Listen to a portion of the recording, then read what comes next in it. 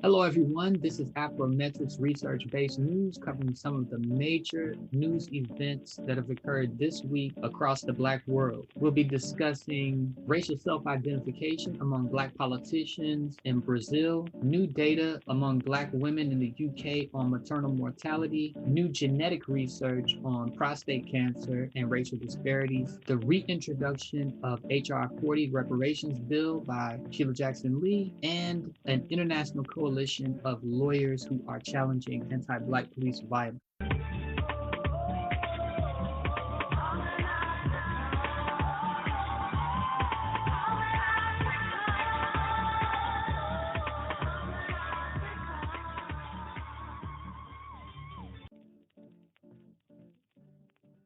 This week, Prescott News featured an article written by Andrew Janus about how thousands of Black Brazilian politicians between 2016 and 2020 have changed their racial self-identification from white to Black.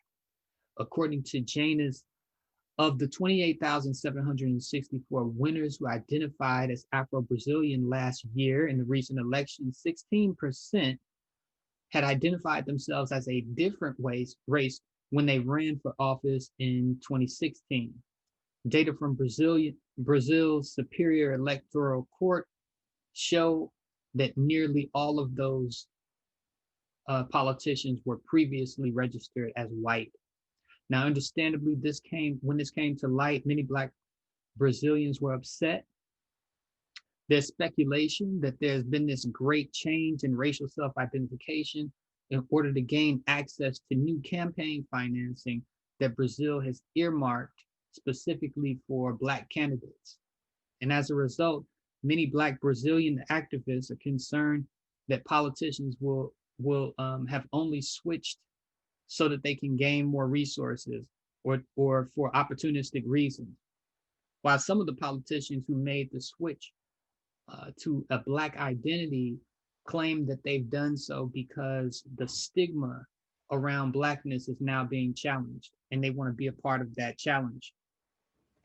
So Black politicians who identify as Black in Brazil have been known for their tendency to take on issues of racial inequality, to challenge anti-Black police violence in Brazil, and to champion issues related to racial inequality in education and income, some of them. So because some people are appearing to opportunistically take on the identity of Blackness is become a major issue among Black activists in Brazil.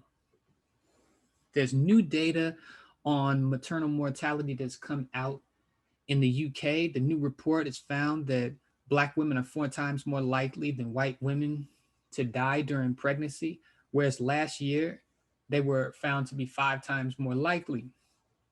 The author of this report, however, warned that this numerical difference should not be taken as a sign of progress because it was not a statistically significant change from last year to this year.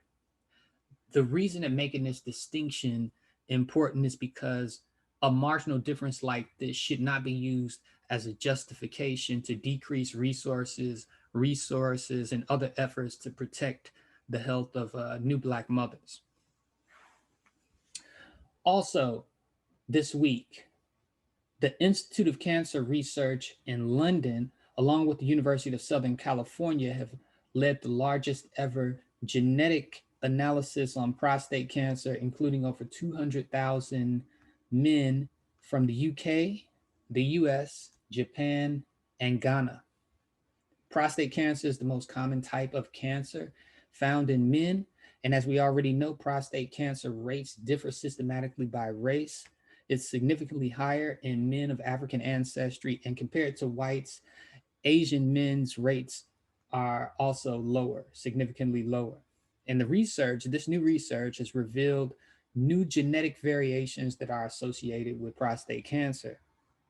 And in addition to those that were already known to be associated with prostate cancer, this new research brings the known variants, genetic variants associated with prostate cancer to 269. And based on this, they were able to determine that Black men were twice as likely to develop cancer compared to white men. And it's believed that this research can help identify cancer earlier so that men, particularly Black men, can get help early on when cancer is more treatable in the early stages. Also, this week, Congresswoman Sheila Jackson Lee of Texas reintroduced H.R. 40, the Reparations Bill. And the purpose of the bill, for anyone who does not already know, is to investigate racial inequality and to make policy recommendations. The issue has already gained, it's gained significantly more support, not just nationally, but internationally. So the bill was actually first introduced by Representative John Conyers, but as Jackson Lee states, in short, the commission aims to study the impact of slavery and the continuing discrimination against African Americans resulting directly and indirectly from slavery to segregation to the desegregation process and the present day. She goes on to say that the commission would also make recommendations concerning any form of apology and compensation to begin in a long delayed process of atonement for slavery. Lastly, this week, Stephanie Williams wrote an article in the Black Voice News on new professional coalition that's coming together.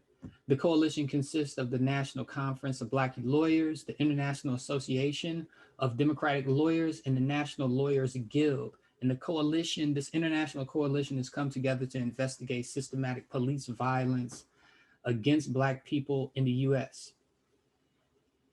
The committee's purpose is to create this investigation, make a report, and to forward it to the United Nations High Commissioner, and also to share it publicly. And the idea is that the United Nations would then take the report and take it to the next stage, whether it be making their recommendations or taking actions that are available to the UN. But the hearing based on the report is going to be aired on, it's going to be available on Zoom or broadcast on Zoom. But those are some of the major events that have been in the news related to the Black world in this past week. So thank you, everybody. This has been an Afrometrics news brief.